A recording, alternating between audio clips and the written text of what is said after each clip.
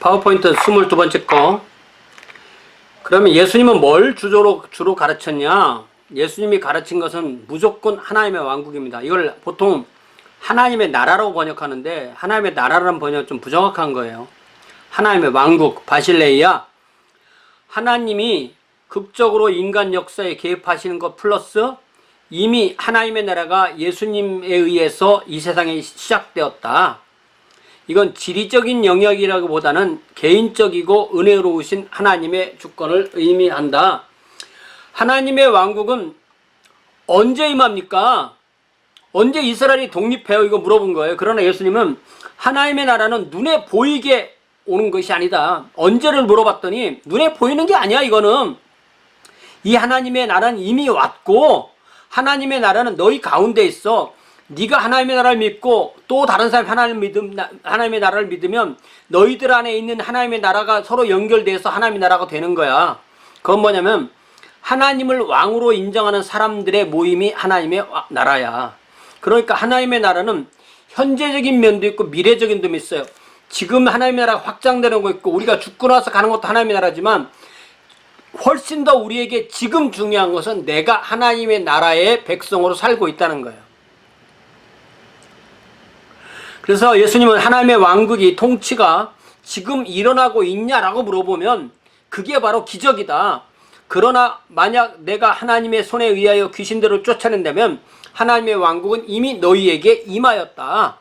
그러나 예수님이 그런 치유를 하기 때문에 마술사로 오해받을 가능성이 있기 때문에 좀 소문을 내지 마라라고 하지만 소문을 내지 말라고 하면 할수록 소문은 더 전해지고 갈릴리 인근의 모든 도시 촌락 또 이웃에 있는 모든 지방에서 군중이 모여들고 인기를 얻고 그러니까 바리새인은 시기하고 도대체 저 사람이 누구야 하고 예수님을 의심의 눈초리로 보기 시작했다는 거죠.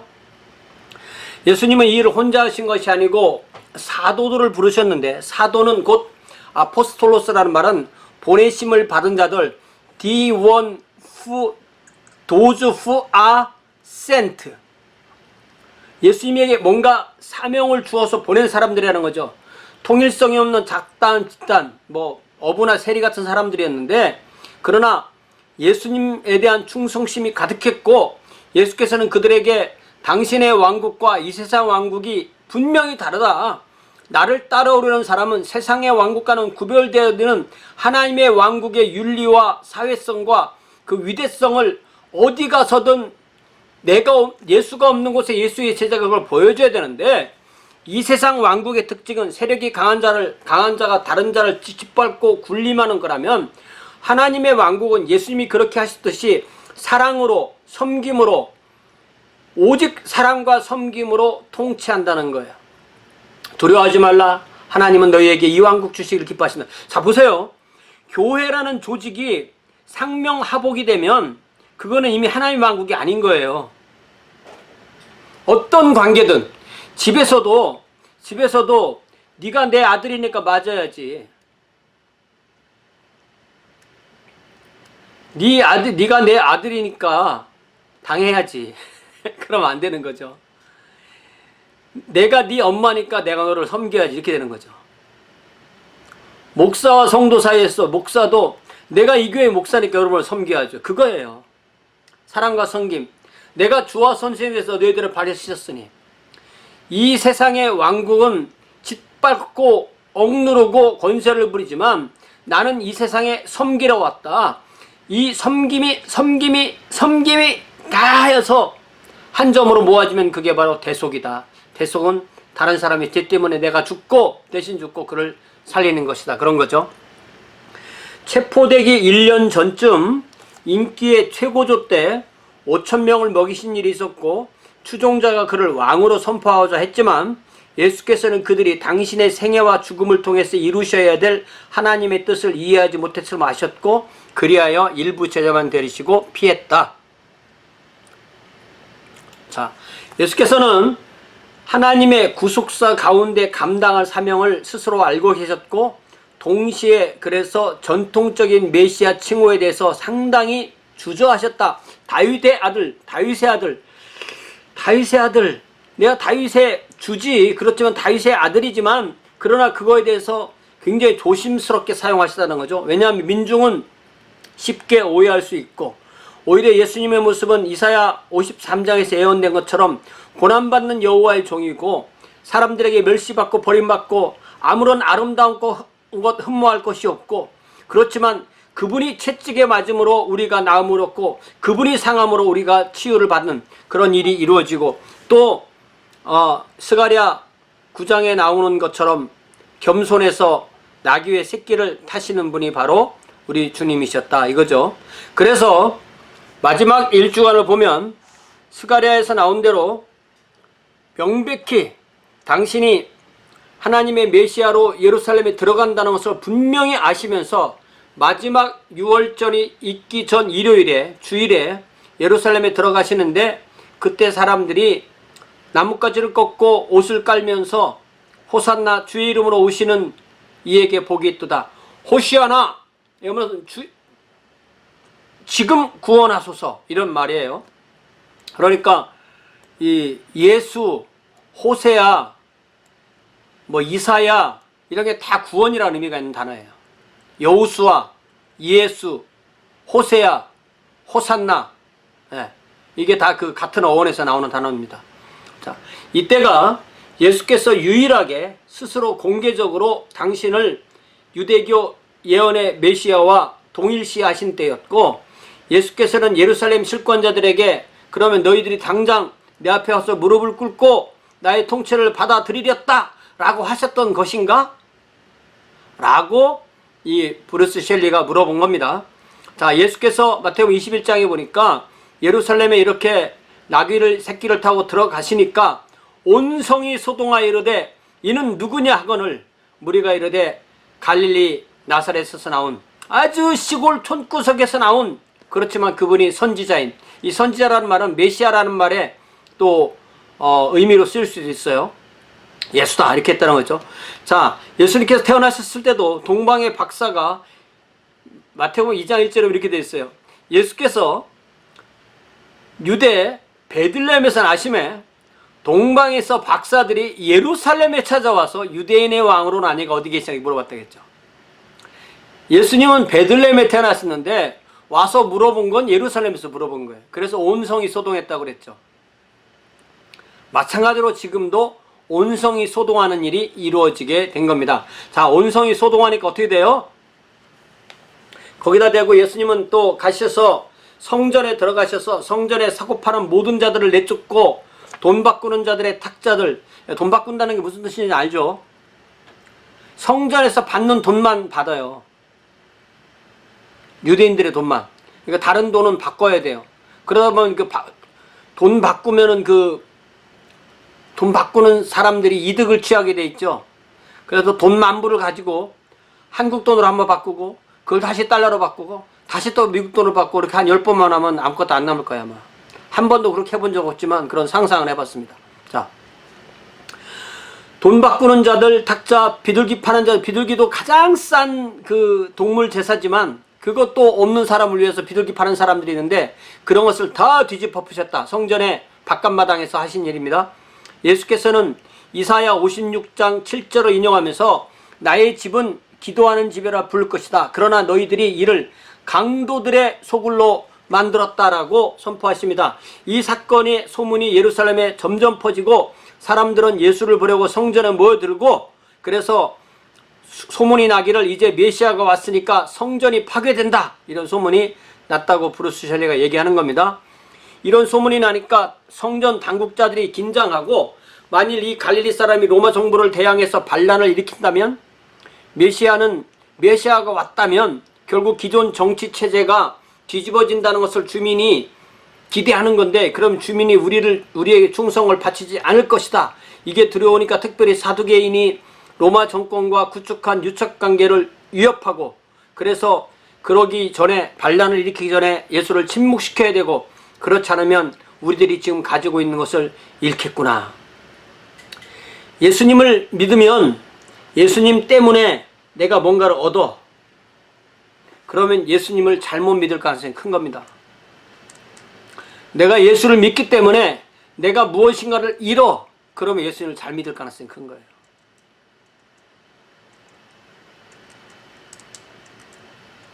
자, 예수님에 대한 이런 공동의 적개심과 공포로 사두개인과 또 그들의 적수였던 바리새인이 서로 묶여서 동맹이 되어서 예수님을, 바리새인들은 공공연히 안식일 규정을 어기고 다른 법규의 유효성에 의문을 표했다고 유대교의 권위를 회수한다는 것으로 그렇게 주장하고, 또 사두개인들은 예수님이 성전을 무너뜨린다고 했다고 하고, 그래서 두 집단이 각각 자기들이 가졌던 이러한 이유를 근거로 이 갈릴리 출신의 예언자를 위험한 족수력에서 재판에 붙여 처단해야 된다고 결론을 내리게 됐다는 것입니다.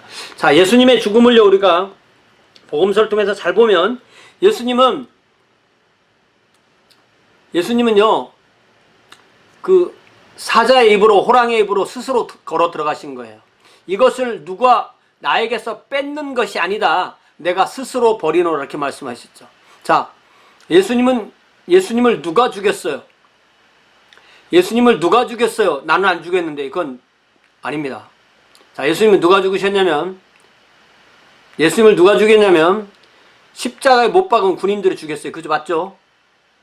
근데 그 못 박으라고 명한 사람은 고 백부장이고, 그 사람의 명령을 한 사람은 빌라도이고, 빌라도를 사주한 사람은 대제사장과 서기관들과 사내들인이고, 그 사내들인에게 예수를 판 사람은 유다고, 유다에게 네가 할 것을 하라고 하신 분이 예수님이고, 예수님이 스스로 당신 생애를 버리셨고 당신의 독생자를 주신 그 예수를 십자가에 못 박은고 예수를 죽였다고 한 게 그 사탄이고, 그렇지만 그 모든 일을 이루신 분이 하나님이시고, 그 모든 죄의 값을 치르셨을 때 부활하시고 그 메시아의 사역을 완성하게 하신 분이 하나님이세요. 그렇기 때문에 예수를 누가 죽였냐는 것의 답은 이 모든 걸 다 써야 맞는 답이 되는 거예요. 네. 그러니까 예수님은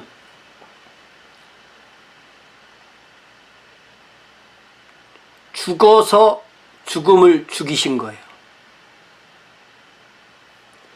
죽임을 당해서 죽임을 죽이신 거예요. 동물 중에는 이런 그 곤충 같은 거 보면은 남의 배 안에 알을 낳아요. 배 안에. 벌들 같은 거 보면. 그럼 그 동물의 영양을 다 먹고 그게 죽을 때쯤 되면 그 안에서 무수히 많은 자기 새끼가 나오는 거예요. 그런 거 아시죠? 쌍살벌 이런 거 어릴 때 읽으면 나옵니다. 그런 거. 예수님은 죽음을 죽이셨는데 그 방법이 죽고 사심으로 이루신 거예요. 그렇기 때문에 이 복음서의 모든 것은 정교하게 하나님의 계획에 의해서 죽음으로 가시고 부활하시는 그 스토리예요. 항상.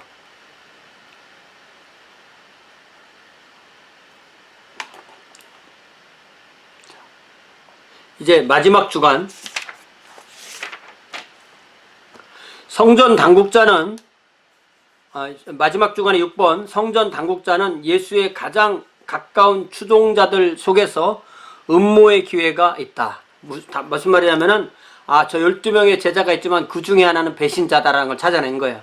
즉 12제자 중 하나였던 가룟 유다의 도움으로 밀란을 피하면서 비밀리에 예수를 체포할 수가 있었어요.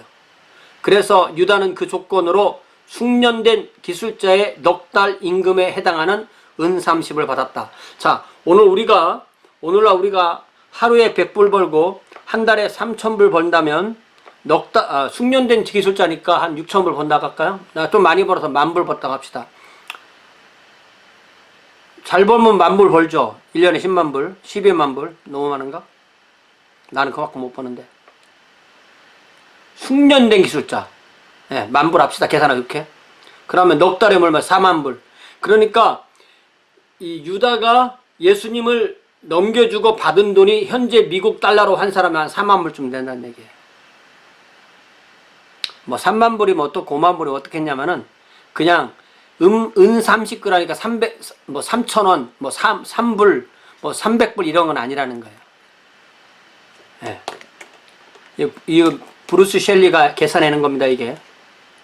그 다음에 그 사이에 예수님은 목요일 저녁에 금요일 날 목요일 밤에 체포되는 그 목요일 날, 6월절이 금요일 토요일 날 시작되는데 목요일부터 이제 6월절 준비를 하니까 6월절 명절의 첫날이 바로 목요일인데, 근데 이게 목요일이지만 사실은 우리로 말하는 그 유대력으로 말하는 금요일 저녁인 거죠. 금요일이 목요일 저녁부터 시작되니까. 맞죠?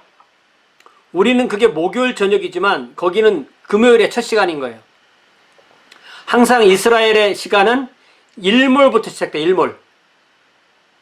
예. 자, 그래서 예수와 그의 제자는 그날 저녁 예식을 하는 다른 그런 장소를 만들어서 그날 예식에 따른 만찬을 준비해서 해가 질 때 그들은 미리 약속한 장소에 모여서 애굽으로부터의 해방을 기념하는 식사를 함께 나누는 엄숙한 의식을 거행하는데, 그때 앉은 탁자는 아주 낮은 탁자였고 또 바닥에는 방석이 있었고, 그리고 적당히 기대어 누워야 돼요. 우리나라 옛날 전통적으로 말하면 밥 비벼 먹기 딱 좋은 폼으로 밥 먹는 게 유대인들의 식사법이에요. 완전히 누운 것도 아니고 완전히 앉은 것도 아니고 비스듬히 기대어 눕는 것. 12명이 탁자를 중심으로 쭉 이렇게 돌아가며 그렇게 하면은 요한의 머리가 예수님의 가슴 쪽으로 가요. 그래서 그의 예수의 품에 기대어 누운 자라는 표현이 그렇게 되는 겁니다.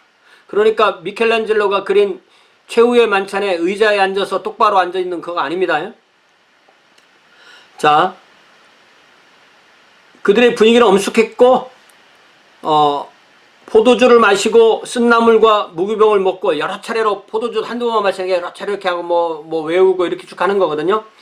만찬이 끝날 때쯤에 예수께서는 빵 한 조각을 들고 하나님께 감사기도를 드린 후에 이를 떼시고 제자들에게 말씀하십니다. 이는 너희를 위하여 주는 나의 몸이다. 나를 기념하여 이를 행하라. 또 잔을 들고 이 잔은 내 피로서의 새 언약이다. 나를 기념하여 마실 때마다 이를 행하라. 그렇게 동물의 피가 아니라 하나님의 아들 예수 그리스도의 생명, 성경의 피라는 말은 무조건 생명이에요. 이 생명으로 세운 새 언약이다. 이 새 언약이 도대체 뭐냐? 자, 이것이 바로 출애굽기 19장, 아까 얘기했던 출애굽기 19장의 시내산에서 이스라엘 나라가 하나님의 나라로, 하나님은 이집트에서 400년 동안 종으로 살던 그 사람들을 구원하셔서 하나님의 구원해 주실 뿐만 아니라 하나님의 소유로 삼으셔서 그들을 하나님의 왕국의 백성으로 삼으신 거죠. 자, 그래서 5절에 뭐라고 말하냐면 세계가 다 내게 속하였나니, 출애굽기 19장 5절 6절 무척 중요합니다. 이거 외워야 돼요. 무조건 머릿속에. 창세기 12장 3절 아브라함과 모든 민족, 출애굽기 19장 5절 6절 이스라엘의 소명, 이스라엘이 제사장 되는 것, 세계가 다 내게 속하였나니 너희가 내 말을 잘 듣고 내 언약을 지키면, 이 언약은 바로 20장, 21장, 22장, 23장, 24장의 십계명과 하나님의 율법, 언약의 율법을 잘 지키면 너희는 모든 민족 중에서 내 소유가 되겠고 세계가 다 하나님 거야. 그렇지만 너희만 내게 대하여 제사장 나라가 되고 거룩한 백성이 되리라. 요것을 해주고 이것을 계약으로 맺은 것이 바로 24장의 계약을 맺으면서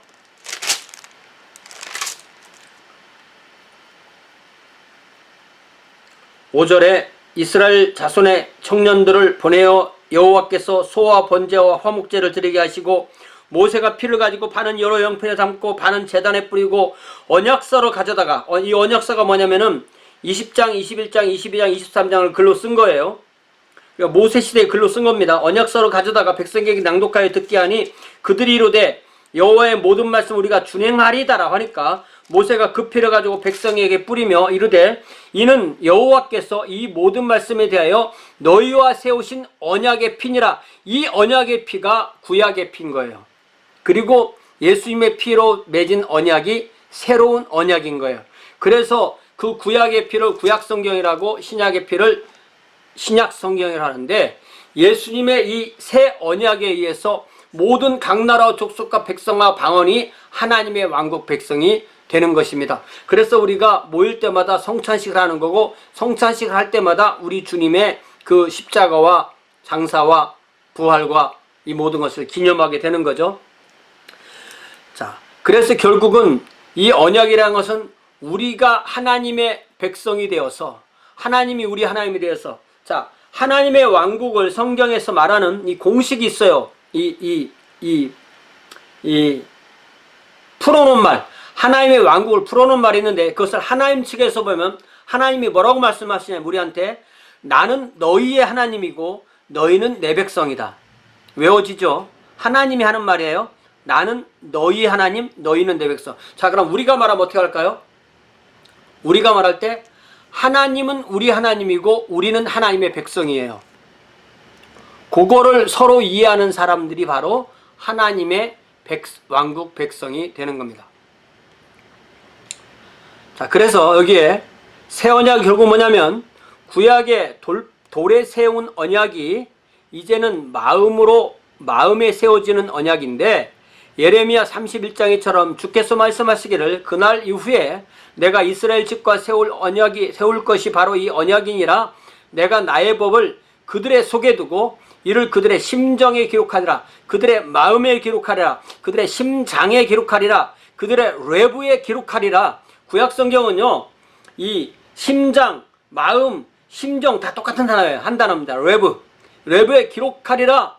그렇게 되면 나는 그들의 하나님이 되며 그들은 나의 백성이 될 것이다. 나는 그들의 하나님이 되며 그들은 나의 백성이 될 것이다가 창세기 17장부터 요한계시록 21장까지 성경 전체에 한 50%쯤 나오는데, 이것이 놀라운 통일성이에요, 성경에. 그래서 저와 여러분은 바로 성령님이 우리의 마음에 이 법을 세워졌기 때문에 하나님을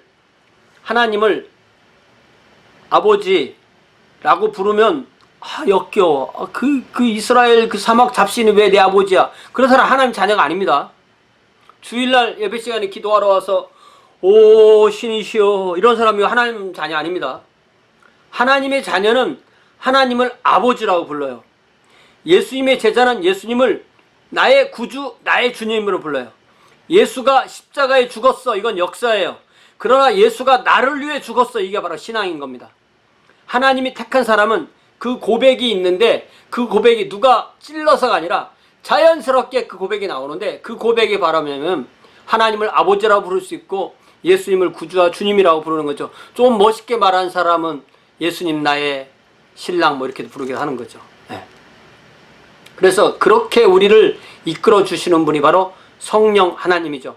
이것이 바로 예수의 언약으로 가능하게 됐고, 그 사람들의 모임이 하나님의 왕국 백성의 모임이 교회로 세상에서 구별되는 거죠. 예수께서는 이 새 언약의 시기가 도래했다고 말씀했고, 이는 당신의 피를 흘리심으로, 당신의 죽으심으로 죄의 용서를 누리는 백성의 존재가 가능해졌다는 말씀이다. 그 당시 제자들은 예수님의 말씀과 행동을 다 제대로 이해하지 못했지만, 불과 몇 주 후, 한 50일, 60일 지나서 오순절이 되었을 때, 오순, 한 수는 열흘이죠.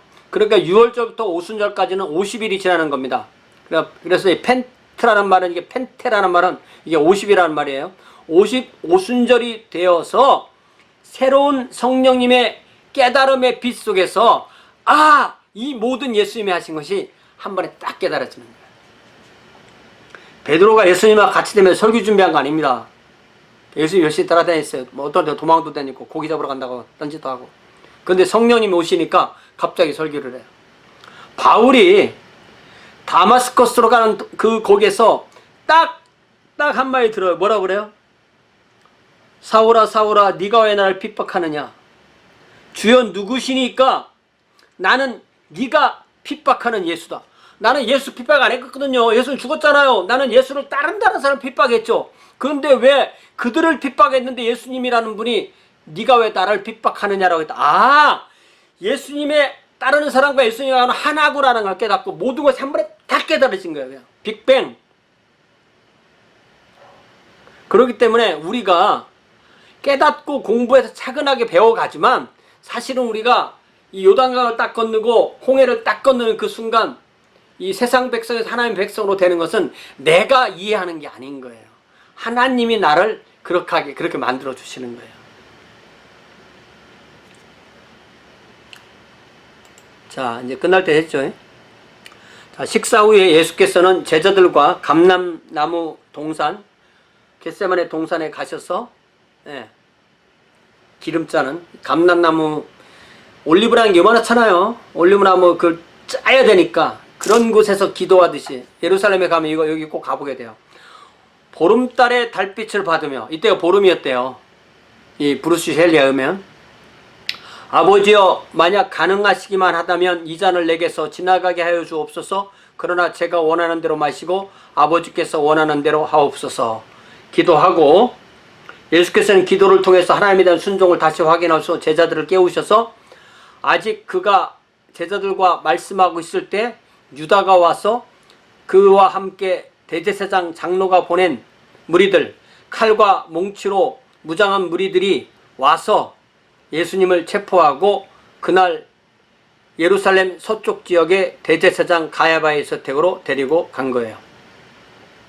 자, 그래서 이제 산헤드린의 재판이 이루어지게 되는데, 제가 아까 산헤드린은 사람을 죽일 권한이 있다고 했고, 이 브루스 셸리는 산헤드린은 사람을 죽일 권한이 없다고 그랬어요. 이 책에서는. 그러나 제가 아까 설명했듯이 그러면 스데반을 어떻게 죽였는지가 이해가 안 되는 거예요.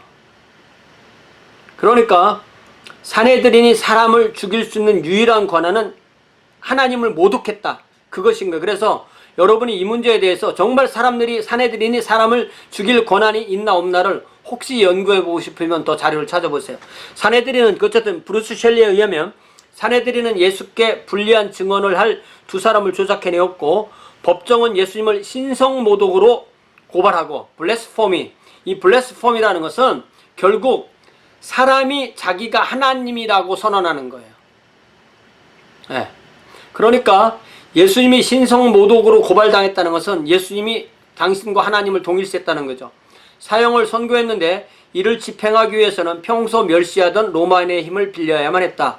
동의트자, 그러니까 밤새, 이 재판은 밤에 하면 불법입니다. 그런데 밤에 했고, 대제사장이 산헤드린의 의장이었고 밤에 모아서 재판을 했다는 얘기는 이미 우리가 이런 사람을 잡아와서 재판을 할 때니까 대기하고 있어, 이런 얘기인 거예요. 동의트니까 자기들이 사형을 선고한 것을 집행해 달라고, 우리는 집행 안 해. 그러니까요, 살인죄보다 더 무서운 죄가 항상 살인교사죄인 겁니다. 동의트자, 유대인 당국자들은 예수님을 끌고 로마 총독 빌라도가 6월절 명절 동안 머물던 안토니오 성체로 데리고 갑니다. 산헤드린은 사형을 집행할 권한이 없었으므로 이들은 빌라도에게 예수님의 사형을 의뢰해야만 했다. 이게 브루스 셸리의 해석이지만 저는 이거에 꼭 동의하는 게 아니에요. 자, 그 다음에 그들이 예수를 끌고 온 의도를 물어보니까, 빌라도가 물어보니까 별 마땅치 않아요. 무죄야. 아무런 죄가 없어. 왜냐하면 로마 사람들은 법이 발전했기 때문에 이게 단지 그냥 종교적인 신념의 차이구나 이렇게 아는 거예요. 그랬는데 이거를 내버려 뒀다가는 밀란이 일어날 수도 있고, 그러니까 예수님을 처형한 밀란이 일어날 수도 있으니까 웬만하면 그냥 놔주려고 그랬어요, 빌라도는. 그랬는데 예수님 스스로가 왕이라고 하기 때문에 만약에 그 왕이라는 사람을 살려두면 당신은 가이사의 충신이 아닙니다. 그러니까 자기의 신분을 공격하니까 빌라도는 그럼 죽여라 하고 십자가에 못 박으라고 그걸 허락을 해주게 된 겁니다. 제가 시간 계산을 잘못해가지고 이게 어느 순간에 이제 이 교과서가 없는 분들이 있으니까 이 교과서를 내가 PPT로 만들어야 되겠다 하고 딱 출발을 했는데, 해보니까 한 챕터 3를 해보고 싶었는데 하나도 요약이 안 되는 거예요. 서문 2개 하고 지금 하나 했잖아요, 그죠? 그래서 오늘은 일단 여기까지만, 요거 마치는 데까지만 하는데, 자, 그래서 지금부터는 이제 요약이 안 됐으니까 교과서를 보겠는데 잘 들으세요. 자, 처형대가 있는 곳은 예루살렘 밖 골고다라 불리던 언덕이었고, 병사들은 예수님과 또 함께 처형받기로 된 2명의 강도들의 옷을 벗겨내고 그것을 나누어 갖고 십자가를 조립하고 죄수들은 십자가에 매달리게 되는데 예수님은 병사들이 커다란 쇠못으로 그의 손목에 십자가를 박고 그 발목들을 한 대 붙이고 다시 이를 쇠못으로 박는 동안 침묵으로 이를 참아냈다. 보통 우리가 예수님을 여기 손바닥 가운데 못을 박았다고 생각하죠. 그러나 보통 사람들, 보통 좀 아는 사람들은 그렇게 하면 이게 홀드를 못 한대요. 그래서 요 손목 여기를 찔러야 되고, 그리고 그렇게 해도 또 여기를 묶어야 되고, 그리고 다리도 그냥 축 처지는 게 아니라 다리 받침대가 있어야 된다고 그래요. 자, 그들이 십자가를 바로 세움에 따라 예수님의 체중은 십자가로 그의 다리 사이로 삐져나오게 되어 있던 나무 쇠기에 의해 지탱되었다. 그 후 로마 병사들은 십자가 위에 그 죄목을 적은 명패를 걸었는데 아까 말했던 대로 나사렛 예수 유대인의 왕이라고 써 있었다. 이는 오랜 시간이 걸리는 고통스러운 죽음이었다. 그는 여러 시간 동안 해가 뜨겁게 내려쪼이고 곤충들은 사지에 달려드는 가운데 십자가 위에 달려있었다. 보통 사람은 한 사흘 정도까지 안 죽는다고 그래요. 그런데 예수님은 워낙 많은 고초를 당하셨기 때문에 예수님이 오전 9시에 십자가에 못 박히셔서 오후 3시에 돌아가셨다고 하면 한 6시간 만에 돌아가신 겁니다. 호기심에 찬 구경꾼들이 그의 고통을 구경하고 죄패를 잊기 위해 가끔 멈춰서곤 하였다. 점차 그는 힘을 잃어갔으며 그의 몸은 고통과 배고픔과 목마름에 시달렸다. 절망에 찬 그의 추종자들 일부가 그의 생명이 꺼져가는 모습을 지켜보고 있었으니 이것이 곧 신기하고도 계시적인 기독교의 역사의 시작이었다. 그는 점차 생명을 상실해 가는 가운데 완성되었다. 다 이루었다 이 말이죠. It is finished. 테텔레스타이. 이게 무슨 말이냐면은 완불되었다는 거예요. 모든 일이 끝났다는 거예요. 그러니까 예수님의 사역을 완성했다는 말이죠. 가상칠언 중에 나오는 말이죠. 소리 지르시고 숨을 거두셨다. 그리고 나서 바로 그의 친구 아리마대 사람 요셉이 예수의 시신을 니고데모와 함께 자기의 골고다에 있던 자기의 무덤으로 가서 거기에 예수님의 시신을 넣고 돌문을 굴려서 장례를 지냈다. 이렇게 여기까지가 끝입니다. 자, 기독교에서 우리 성경에서 아니면 기독교 역사에서 최고의 신비는 부활이에요. 그러니까 예수라는 사람이 있었다, 예수라는 사람이 십자가에 죽었다, 이것은 보통 역사를 조금이라도 아는 사람이라면 다 인정하는 겁니다. 그러나 예수님이 부활하셨다 라는 것을 인정할 때 그 사람이 그리스도인이 되는데, 자, 예수님이 부활하신 것은 사건일까요? 아니면 상상일까요? 예수님의 부활이 없다면 기독교의 탄생을 설명할 수 있는 방법이 없습니다. 세속 역사가들은 어떠한 세속 역사가도 예수님의 부활을 설명할 능력이 없어요. 그들의 역사책에 쓸 수가 없습니다. 그러나 성경을 읽고 성경을 가르치는 사람들은 예수님의 부활에 대해서 성경이 말하는 대로 명확하게 이야기하지 않으면 가짜예요. 그래서 우리가 앞으로 이 책을 계속 읽어 나갈 건데, 오늘 우리가 읽은 게 전체의 46분의 1을 읽은 거예요. 근데 제 욕심은 정말 이 책을 이 12월까지 다 읽는 게 목적이거든요. 오늘 공부를 해보니까 이 책 자체가 쉽다는 얘기는 이해가 되시죠? 쉬워요, 어려워요? 그냥 뭐 중간쯤이에요.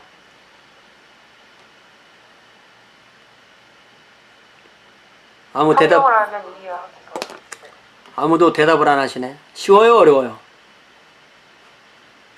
그냥 괜찮은 거 같아요.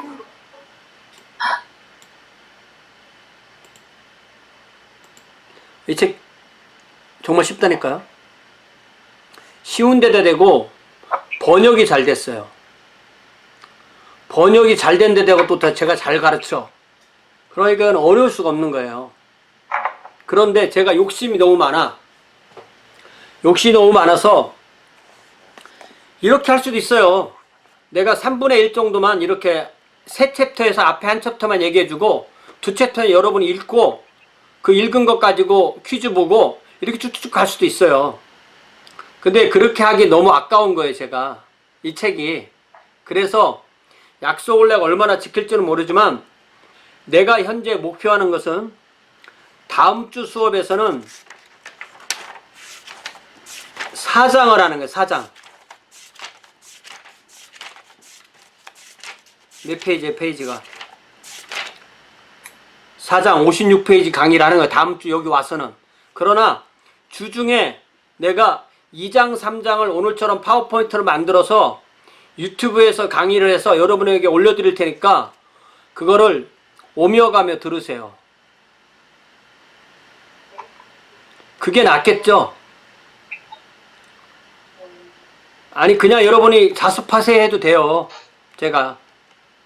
네, 그렇게 하기엔 너무 아까우니까 한번 제가 밤잠을 안 자더라도 이거를 이런 식으로 자세하게 해서 우리가 이번 학기에 하고 또 블랙보드가 오면 퀴즈도 내가 만들어서 올리고 또 리서치 페이퍼도 쓰고 이렇게 해서 이번 학기를 좀 잘 공부를 해봅시다. 자, 그리고 최소한 10분 전에는 끝내줘야 그 다음 수업 하죠. 요때쯤에는 끝내줘야 되죠.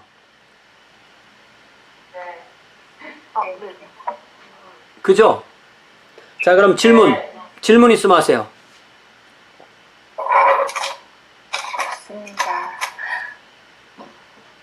아, 이게 질문이 없으면요, 이게 다음 주에 퀴즈 있는 거예요? 예? 저희 그럼 다음 주에 퀴즈 블랙보드가 주어지면 제가 퀴즈를 줄 거예요. 근데 아직 제가 블랙보드 학교에서 못 받았어요. 아, 블랙보드로 퀴즈 해요? 예. 그러면 보통 한 주에 3챕터니까 그 한 챕터에서 한 7문제 정도씩 내갖고 한 20문제쯤 해서 사지선다형으로. 사지선다형은 잘 보면요. 한 문제 정도는 말도 안 되는 걸 써놔요, 좀. 한 3개 중에서 하나 답을 고르면 되는데, 교과서를 읽으면 다 고를 수 있도록 그렇게 한번 만들어 볼게요. 그래서 제가 굉장히 부지런해야 돼요, 여러분하고 수업을 하려면. 왜냐면은, 다른 MD부 수업들은 다 제가 강의 노트도 있고 다 해놨어요. 근데 이거는 갑자기 학교에서 여러분을 가르치라는 바람에 이 책을 학교에서 미국 사람들이 공부하는 책은 이 책이 아니에요. 근데 미국 사람이 공부하는 책은 번역이 안 돼가지고 제가 이걸 번역한 거를 좋은 책을 한국에서 구해서 학교에 허락을 맡아서 이걸 교과서를 받은 거예요. 학교에 허락을 맡은 거예요. 그래서 이 책을 공부를 차근하게 하면 우리가 좋은 그런 교회사 기초 소양을 잘 갖출 것 같아서 제가 이렇게 하는 거예요. 자, 개인적인 질문 있으면 개인적으로 하시고, 내 이 질문이 다른 사람에게 좋을 것 같다, 다른 사람도 같이 봐도 된다면 단톡방에 올리시고, 아까 사내들이니 정말 사람을 죽이는 권한이 있나 없나, 이거 참 누구 말이 맞는 거야, 이런 거 내가 좀 더 자세하게 연구해서 이거 이렇게 돼 있는데요, 그런 자료 같은 거 있으면 올려주시고 이렇게 하고, 어쨌든 흥미를 느끼시고 좋은 시간 되시기 바랍니다. 질문 없으면 오늘 여기서 마칩니다. 네. 교수님, 과제는 뭔가요? 과제가 없다니까요. 숙제 없어요? 숙제가 블랙보드가 없어서 아직 없다고요. 블랙보드가 있어야 퀴즈를 내는데, 제가 그 블랙보드라는 걸 잘 몰라서. 과제는 이 책 3장까지 읽는 거예요. 그리고 시험은 읽은 데서 문제를 내는 거예요, 제가. 다만 제가 채점하기 편하게 사지선다형 문제를 낸다고. 그거는 그냥 틀리면 틀리는 거예요. 그러니까 자동 채점 되는 거기 때문에 제가 고쳐주고 이렇게 할 수가 없어요. 됐죠?